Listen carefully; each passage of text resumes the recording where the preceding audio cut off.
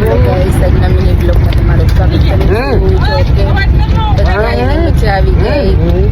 મજા આવી ગઈ ને તમને બધાને બહુ મજા આવી. એને મજા આવી ગઈ છે. એન્જોય એવો કર્યો કા આ તો મારો લાડક વાળો દીકરો છે ભાઈ.